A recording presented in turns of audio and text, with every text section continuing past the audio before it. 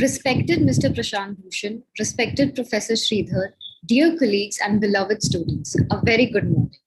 On behalf of OP Jindal Global University, it is my proud privilege to welcome all of you to the inauguration ceremony of the Jgls Litigation Lecture Series 2022, titled This is Lit. My name is Pratibha Tandon. I'm an assistant professor and an assistant dean, career services at Jindal Global Law School, OP Jindal Global University, and I'm honored to be hosting this inauguration ceremony. Before we begin with the inaugural ceremony, I would like to speak few words on the Jgls Litigation Lecture Series. This lecture series is an endeavor taken by Jgls under the able guidance of our Vice Chancellor and the Executive Dean of Jgls. Last semester, we successfully completed the Judicial Service Examination Lecture Series 2021 that was launched to guide and orient our students in preparing for the Judicial Service Examinations. Taking inspiration from the active participation and the overwhelming responses from our students, we decided to launch the Jgls Litigation Lecture Series for this semester. This series is being launched as a pilot program with the vision to motivate and encourage our students to consider litigation as a prospective choice of career. This lecture series is going to feature lectures on topics such as murder trials, family law trials, the art of trial advocacy, how to be an advocate on record, and arguing before a constitutional bench. This series has been divided into 3 phases with 2 to 3 lectures in each phase. The lecture will be delivered by renowned advocates and judges who will provide a deeper insight into the art of litigation and the skills that are required for a successful career in litigation. We will be sharing the details of the next lecture through email soon after the ceremony. Now, to begin with the inauguration ceremony, I humbly request Professor Dabiru Sridhar Patnaik, Professor and Registrar at OP Jindal Global University, to flag off the event with the welcome address. Over to you, Professor. Thank you very much, Pratibha. Good morning, everyone. It's indeed my delight and particular privilege to deliver the welcome address for the inauguration of the litigation series aptly called This is Lit. On behalf of the OP Jindal Global University and the Jindal Global Law School, I take this opportunity to warmly welcome you all to this series of lectures as enumerated by my colleague Pratibha.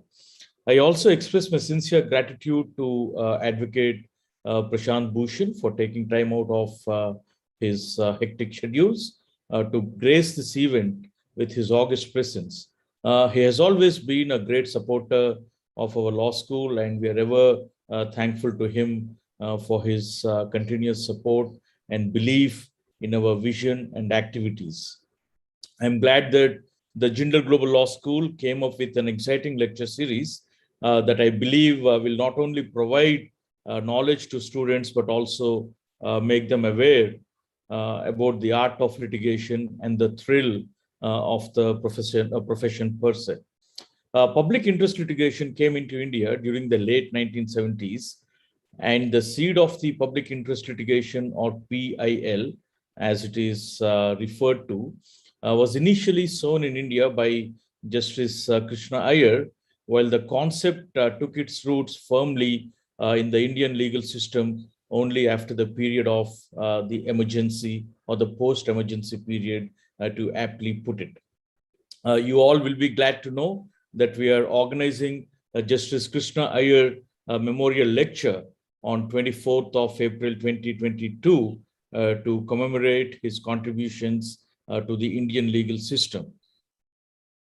Another renowned lawyer by profession and a committed environmentalist by choice, Mr. MC Mehta, has made the fight to protect India's environment his eternal mission. He has pioneered legal activism for environmental protection and is proof that one can make a difference by being a lawyer. MC Mehta has contributed and acted in such a way that by looking at PALs filed by him, it will be apparent that many landmark judgments in various fields, particularly the field of environment, were outcomes of his initiatives. I would like to mention briefly some of them for the benefit of our students present here. One happens to be the prominent oleum gas leakage case, the child labor case, the gamma rays case, the Delhi vehicular pollution case, and the Ganga pollution case. Therefore, I sincerely hope our students will get inspired by these developments and choose litigation as their area of activity. Law is wholesome, and it is important to nurture a broader vision of the scope of law and legal studies and the varied opportunities the field can provide. A profession in litigation is unique to the extent that you can go beyond your own interests and the wants of your clients and make a difference to the society at large. In this context, I believe there could not be a better person for the inaugural lecture on public interest litigation than Advocate Prashant Bhushan himself. Advocate Bhushan carrying forward a legacy where the practice of law is conjoined to the public interest. He's associated with various organizations, including the Center for Public Interest Litigation, the People's Union for Civil Liberties, and Transparency International. And he's also the convener of the Judicial Accountability and Judicial Reform Campaign Working Committee. He envisages a transparent and honest legal system where people can discuss their cases without the need for a lawyer. I believe that experience of Advocate Prashant Bhushan at the bar would be immensely enriching for our students, and your guidance, Mr. Bhushan, would go a long way in inspiring our students to take up litigation as a prospective career option. When it comes to protecting social, political, and economic justice, advocates are enshrined with unparalleled responsibility in transforming policy decisions. And all of us have experienced such a transformation. In addition, the profession itself brings with it a great responsibility to protect the rights of the populace, and along with it, a privilege as well to be a practicing lawyer. As a leading institution dedicated to public service, the Jindal Global Law School is committed to providing global legal education to its students. And to fulfill this objective, the curriculum and pedagogy of our law school are designed in such a way that it gives extensive exposure to students to domestic, international, and comparative law courses. Jgls, or the Jindal Global Law School, is committed to introducing our students to different possibilities that can be explored within litigation practice and the areas of law. We hope that this lecture series prepares them to make informed decisions for the future career aspirations as well. It also gives me immense pleasure on this particular moment to share with you that with its mission and vision, the Jindal Global Law School has now been ranked 70th amongst the best law school globally and number one in India by the QS World University Rankings by Subject 2022. Jgls has jumped 6 places from its previous global ranking of 76th, while it has remained the undisputed leader among the law schools in India. This also signifies that Jgls has created a new record for the highest global ranking by any Indian law school. In closing, I take this opportunity also to express that Professor C. Rajkumar, the founding Vice Chancellor's commitment has always been to steer the efforts of the law school and the university towards achieving academic excellence, alongside the admirable contributions made by the leadership of the law school, led by Professor S.G. Srijit, the executive dean, and all the deans of the law school and the faculty and the students. I also take a moment to express my deep gratitude to my colleagues, Professor Pratibha Tandon, Professor Trupti Panigrahi, and Professor Ashwati Nair Suresh, and the entire team at the JGLS for their efforts to collaborate and contribute to the program, and also for curating this wonderful lecture series. I also take a moment to convey the greetings of our Vice Chancellor, Professor Raj Kumar, to the distinguished guests this morning, and to all the participants who are part of this particular program. I'm sure that this series of lectures on litigation will allow students to explore litigation as a prospective career option. Once again, I welcome Advocate Prashant Bhushan for the inaugural lecture and I strongly encourage all participants to engage in the series and discussions actively. Thank you very much. Thank you, Professor Patnaik, for the insightful comments and the motivating thoughts. I would now request our chief guest, Advocate Mr. Prashant Bhushan, public interest advocate practicing at the Supreme Court of India, to deliver the inaugural lecture on the dramaturgy of public interest litigation. Over to you, sir. Thank you, Professor Patnaik, and thank you, Pratibha. It's indeed a pleasure to be invited to deliver this inaugural lecture of your litigation series. And I'm glad that you chose public interest litigation as one of the areas of lecture, because public interest litigation has been for some time and is now a very important branch or area of litigation, and which has the maximum impact on society as well among all the areas of litigation. So, and good morning to everybody who's listening in, especially the students. So what is public interest litigation? It's basically litigation which is done for the benefit of either society as a whole or a section of society, especially a section which is disadvantaged.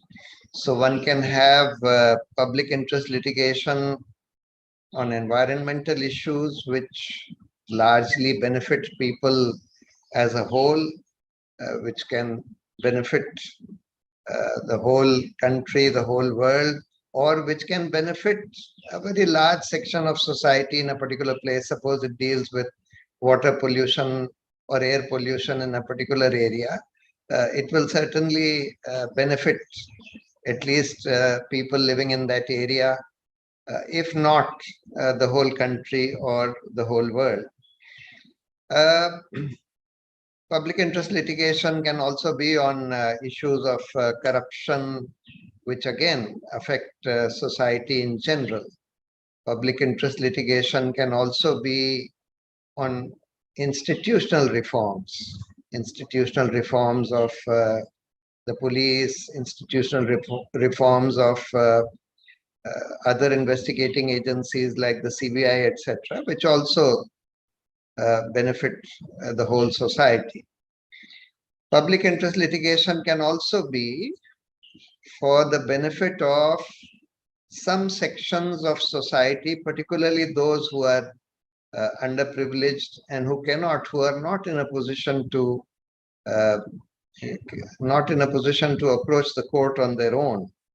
So, for example, it can be for the benefit of slum dwellers, for the benefit of prisoners in jail, for the benefit of rickshaw pullers, for the benefit of street vendors whose rights are being violated, etc. So in short, or in sum, public interest litigation is litigation for the benefit of any significant section of society, especially those who are underprivileged, or for the benefit of society as a whole. So we have had, since the beginning of public interest litigation in the 70s, initially public interest litigation was largely devoted to environmental issues. Thereafter, so environmental issues could be all kinds, air pollution, water pollution, unhygienic conditions, sewage, etc., or deforestation. So there have been public interest litigation on all of these issues. Thereafter, public interest litigation expanded to various civic rights, civil rights of prisoners, jhuggi dwellers, rickshaw pullers, street vendors, etc. And that litigation to some extent also went parallel to the Supreme Court's expansive interpretation of Article 21. where they said that the right to life does not merely mean the right to an animal existence. It means the right to lead a dignified life and includes the right to have all those basic minimal amenities and facilities which are necessary for a dignified life, such as food, shelter, health, education, etc. Thereafter, public interest litigation expanded to cover areas such as corruption. Corruption, as we all know, is a serious menace to society. So there have been public interest litigation seeking independent investigations, court-monitored investigations into acts of corruption in which, especially in which people in high places are involved, powerful people are involved, and therefore which are not likely to be investigated by agencies which are controlled by the government or by powerful interests. So therefore, that original Hawala case, which sought a court-monitored investigation, that was one of the sort of first cases on public interest litigation on an issue of corruption. It ultimately also resulted in a judgment which ordered institutional reforms of the CBI by directing that the reason why these corruption cases in high places are not being investigated honestly and independently is because of the government's control over investigative agencies like the CBI, which are supposed to investigate these corruption cases. And because if high people or powerful people in the government are involved in those acts of corruption, these cases will not be investigated independently or credibly by agencies controlled by the government. So the court said that we must order some institutional reforms of the CBI so as to free the CBI from the strangulating control of the government. So there have been a number of public interest litigations on issues of institutional reforms of various institutions.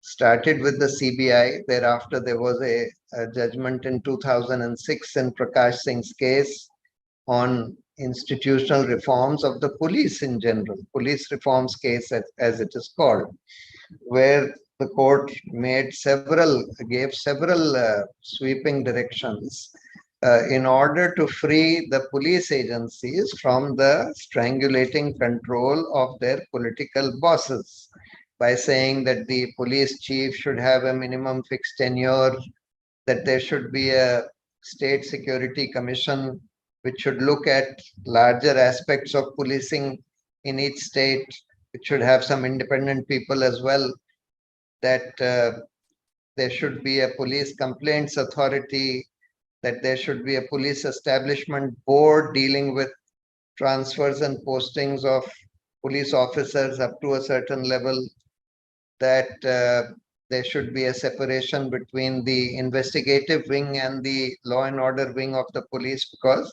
otherwise there are often conflicts of interest between the law and order wing and the investigative wing of the police. So thereafter there was important judgment also on civil service reforms by the Supreme Court.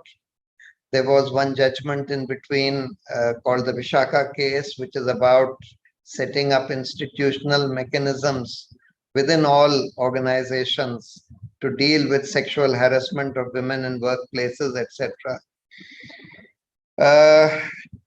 There were also cases which led to institutional reforms like whistleblower protection notification, that whistleblowers who blow the whistle on corruption within the government should be protected from harassment by their political bosses on whom they blow the whistle. There are cases which are pending in the Supreme Court regarding institutional reforms of the Election Commission by way of ensuring that the government by itself should not control appointments to the Election Commission. We know that the Election Commission has some kind of institutional independence by way of the government not having any direct disciplinary control over the members of the Election Commission. But the selection of the members of the Election Commission is entirely with the government.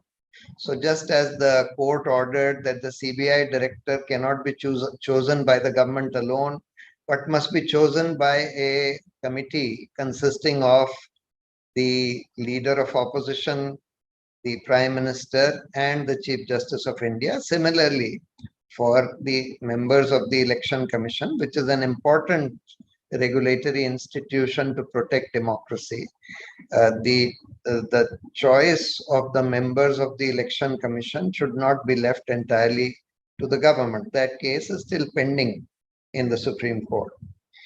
There have also been litigations on judicial reforms. We have, in fact, this is one of the unfortunate parts of the history of public interest litigation, that while the Supreme Court has been reasonably proactive in ordering institutional reforms on various things, including the right to information, including transparency of election candidates, in which they ordered that candidates must declare their assets, liabilities, and their criminal records, etc. But unfortunately, there hasn't been any proper judgment of the Supreme Court or the High Courts on institutional reforms within the judiciary itself. We know that the judiciary has serious problems, that firstly, people cannot approach the judiciary without lawyers, and most people in this country are not in a position to afford lawyers. We know that cases remain pending for long periods of time. We know that there is corruption within the judiciary. We know that many judges are quite incompetent. We know that judges are also being appointed on political considerations, on nepotistic considerations. So there are various problems that we have seen with the judiciary as well, for which we have taken up PILs relating to judicial reforms to the Supreme Court. But unfortunately, the courts have not been very proactive on that. That's one sort of failing that we have seen, where we see there is also a conflict of interest of the judges in such matters, because unfortunately what has happened is that those judges, for example, we took up a matter regarding the issue of master of roster, that is the Chief Justice alone being the master of roster and alone deciding which case will be heard by which bench. We feel that this power is such an important power that it should not be vested with just one person. So just as the Supreme Court ordered that the power of selecting judges should not be with the Chief Justice alone or with the government, it should be with the collegium of senior judges of the Supreme Court. Same way, the decision as to which case is to be listed before which bench should not be taken by the Chief Justice alone, but by a collegium of senior judges.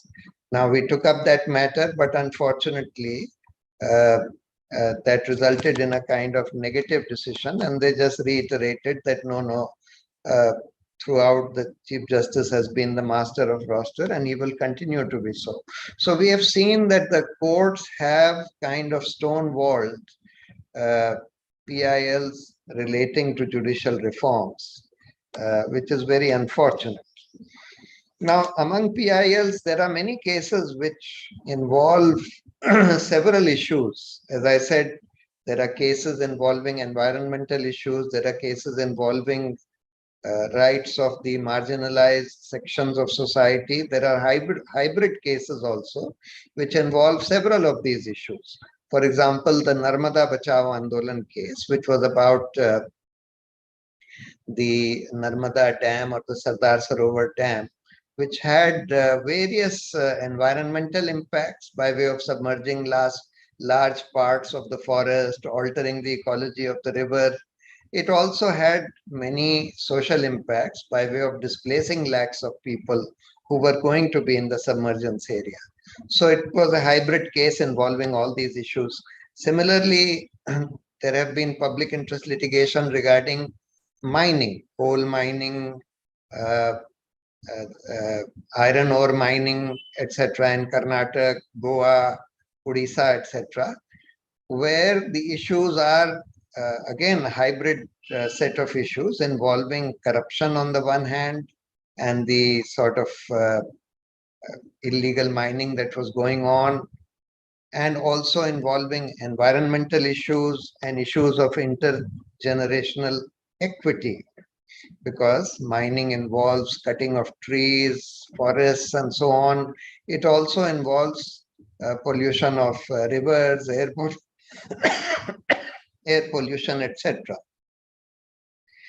There are cases pending in the Supreme Court involving electoral bonds, challenging the legality of electoral bonds, which involve issues of corruption, transparency, and democracy. So public interest litigation can involve a large range of issues which affect people generally or large sections of society. One of the things that was done early on by the Supreme Court while it started public interest litigation was to say that in public interest litigation, there will be no issue of locus standi, that anybody who is genuinely interested in raising an issue of public interest, whether it is a general public interest issue like environment, corruption, etc., or even if it is on behalf of a determinate section of society who are underprivileged, who cannot approach the court on their own, then they can approach the court on behalf of society in general or on behalf of that determinate section of society like street vendors, rickshaw pullers, etc., if they are underprivileged and not in a position to approach the courts on their own. The Supreme Court also initially entertained letter petitions, which were not regular petitions filed under the rules of the Supreme Court, but just a letter sent to the Chief Justice or to judges, etc. But now they have stopped doing that. Now they say that a proper petition under the rules of the Supreme Court should be filed by way of PIL. But they have occasionally converted some of these letters or even sometimes newspaper reports into suo motu petitions on the pandemic, for example, or on migrant labor. They did take up these matters recently suo motu on their own. And in these suo motu cases where there is no petitioner, and even in some cases where PILs have been filed by somebody, proper PILs, the court has appointed amicus curiae, that is, some lawyer who is asked to assist the court in public interest. So, who is to virtually act as the lawyer of the petitioner in that case, and is expected to act totally dispassionately. Of course, in every public interest litigation, it is the duty of the lawyer who takes it up to act totally dispassionately and in public interest, because he is espousing a cause in public interest. He is not espousing the cause on behalf of anybody, so that he is supposed to only protect the interest of that person or that section of society and not look at the other competing public interests involved. So every lawyer who files a public interest petition is expected to and is supposed to act as an amicus. and he is not even expected or supposed to take fees for doing such public interest cases, because he is doing it pro bono publico, that is pro bono and public interest. Now, so what is the duty of a lawyer who brings a PIL to court? The first duty is that you must study and you must understand and try and say what is the prayer that you are seeking. So the first focus of a public interest lawyer is to first focus on what is it that he wants, what is it that he wants the court to do, what prayer is he bringing before the court.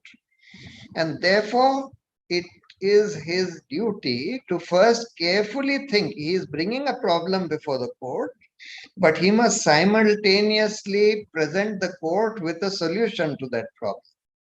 So, for example, if you say that, well, there is a lot of pollution in the country, there is a lot of air pollution, there is a lot of water pollution, or there is a lot of deforestation going on, or if you say that there is a lot of corruption in society, you can't go to the court by just saying that, well, there is a lot of corruption in society, so please do something about it.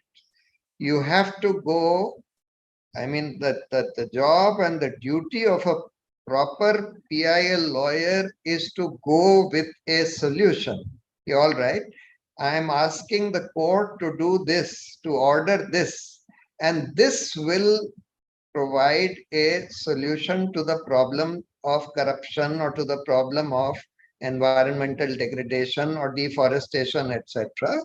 So that's the first job of a public interest lawyer. He must carefully think of not just the problem, but he or she must carefully think of the problem as well as the solution to that problem. He must think about that and bring that to the court. Of course, he may not have thought of the best solution, etc. And that's why when we make a prayer, we always say any other order that the court may deem fit and proper. That's always an alternate prayer, because your thinking may evolve due to the discussion in court or due to further refinement of your thinking on that. The second important duty of a public interest lawyer is to try and get the best available information on that subject. So when you take a PIL to the court, suppose you take a PIL regarding, let's say, illegal mining going on in a particular area. You must try and find out everything that is known or that experts in that field know about it, and have a full understanding of that issue from the best available sources of information as well as the best available experts. That's a very, very important and onerous duty of a public interest lawyer who takes up public interest litigation in the court. He must try his best to get the best possible information and understanding from the people who are most knowledgeable and who are experts on that subject. And it's only with that kind of information and understanding that you can take up a PIL, because what happens sometimes is that if you take up a half-baked PIL on a particular issue, you often end up getting it dismissed, and that unfortunately is often treated as res judicata or a bar, which prevents other people who have much better understanding and information of the same issue and the same subject to take up that matter again in court. So therefore, unfortunately, you see, though my own view is that res judicata or constructive res judicata certainly should not be applied to public interest litigation, which means Constructive res judicata is ki if you have taken up an issue and you have not raised a particular ground, you've sought a particular prayer, not brought certain kinds of information, not raised particular grounds, and it ends up being dismissed, then they say that constructive res judicata is a bar from other people bringing better information and raising better grounds, that it even bars that. In my view, constructive res judicata or even res judicata should not be applied to public interest litigation, given the fact that very often the same issue is raised by people who are much better informed, who bring much better facts, who bring much better grounds before the court, and therefore it should not result in those cases or those petitions being barred from being entertained by the court just because a half-baked petition on the same issue or seeking the same prayer was dismissed earlier. But unfortunately, some courts do take up, do say that even orders passed in public interest litigation would be treated as res judicata or constructive res judicata. So that's why it's very important to go with the best possible information and understanding. Then the other task of a public interest lawyer is to understand and to put out very clearly what are the rights of citizens which have been violated, for which he is seeking redress. Because ultimately the courts can only act on the basis of, you have to show that there are some rights being violated, or some provision of the Constitution or some provision of the law being violated. So therefore, or that some provision of law is not being enforced. Because every power is coupled with a duty. If, for example, if the police is not registering crimes, for example, right now there is a case going on about hate crimes in Delhi, etc., and if the police is not acting on that, one can take the matter to court and say that, well, the police ought to act, or some other authority ought to act on this. So therefore, you have to go with, by clearly pointing out what is the right of citizens being violated here, or what is the right that you are seeking to enforce, or what is the provision of the Constitution or any law which is being violated here, for which you are seeking redress, because only then can the court intervene. Then one issue which often arises is, can the court interfere in policy decisions? I mean, this is an issue which has often been raised in the context of public interest litigation. They say that no, this is a matter of policy, therefore we can't interfere. Now we have to understand very clearly that any policy of the government or otherwise which is violative of the Constitution, which is violative of any law, is liable to be declared void by the courts. So therefore, if the government says that no, it is our policy that voting rights should only be with Hindus, not with Muslims, which is what some of these Hindutva organizations are demanding today.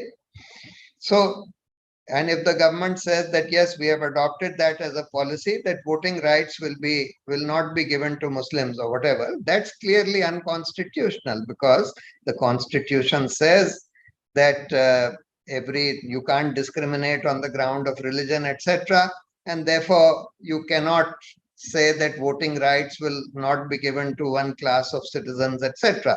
So therefore that policy is unconstitutional.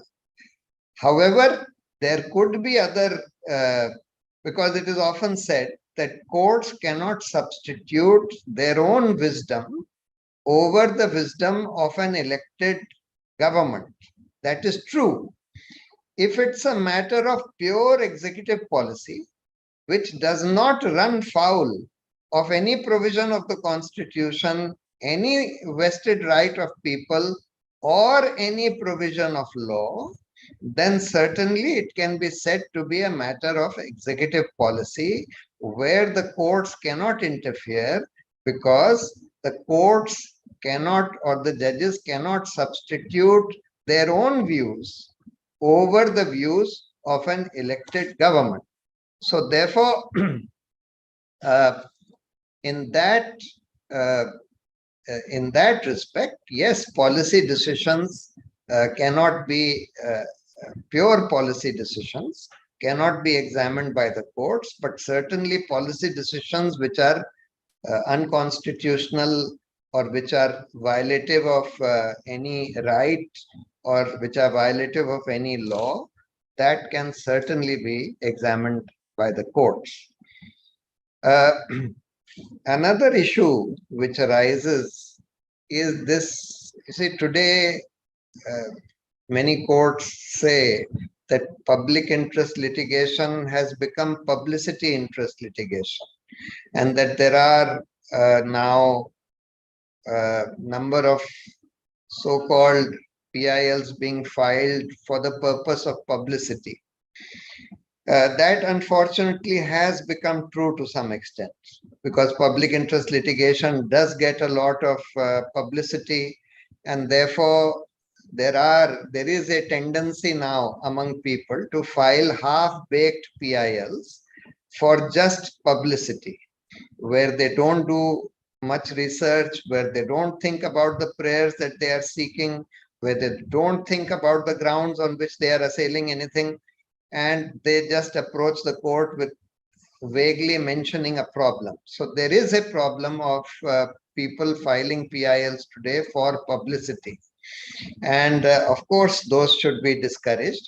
But we are also seeing a tendency of some courts to sometimes impose very, very heavy costs, which are totally disproportionate on some of these petitions, sometimes very fine petitions. For example, I'll give you an example. We had gone to court seeking an independent court-monitored investigation into a CBI FIR which had been lodged, which involved a Chief Justice of the Supreme Court, a retired Chief Justice of a High Court, and some other persons who were go-betweens in what is called the medical college scam. Now, we went to the Supreme Court saying that, look, it is, since a Chief Justice of this court is being investigated, it is not proper for a government-controlled agency, even like the CBI, to be investigating this case, because then the government can use that investigation to pressurize the Chief Justice, etc. And therefore, this investigation must be in the hands of an independent agency, which is under the control of the court. Unfortunately, that petition was not merely dismissed, but it was dismissed with costs of 25 lakhs. By that same, I happen to be the convener of that campaign for judicial accountability and reforms. And we had filed that petition, and it was dismissed with a cost of 25 lakhs by one of the judges, Justice Arun Mishra, who had also held me guilty of contempt thereafter. And also, one of the judges involved was one of the judges who was on that bench, which had passed those orders in that medical college scam case.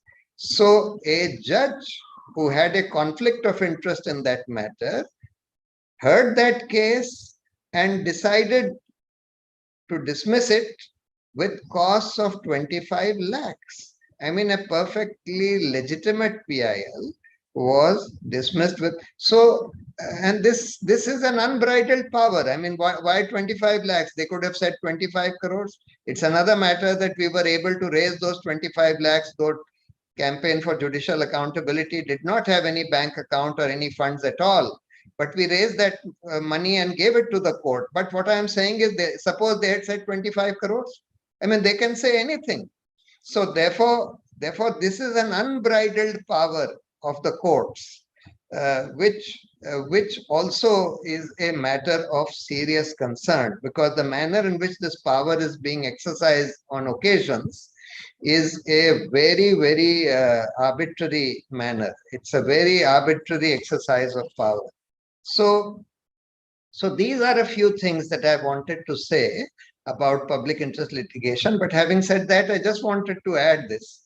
You see, public interest litigation is one branch or one field of litigation, which is an important field, which has a very, very important, which can have a very important impact on public interest. There are only a few lawyers who properly and genuinely pursue this branch of litigation with the seriousness that it deserves and it needs. It also requires a great deal of commitment of time.